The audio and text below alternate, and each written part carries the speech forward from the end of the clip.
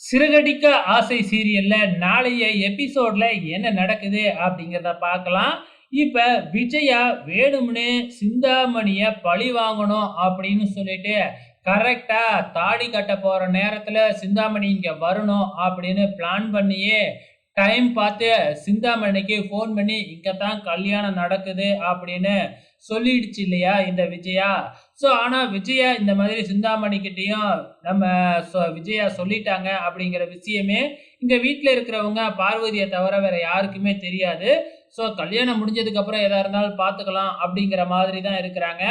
Phone பண்ணாலும் பார்த்தீங்கன்னா, விஜயா வேணும்னே ஃபோன எடுக்க முடியாம தடுத்துடுறாங்க.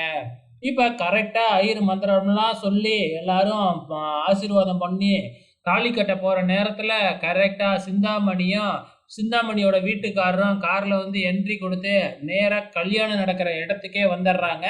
ஸோ கரெக்ட்டா இவரு தாலி கட்ட போற நேரத்துல நம்ம சிந்தாமணி கத்திய தூக்கிக்கிட்டு ஓடியாருது.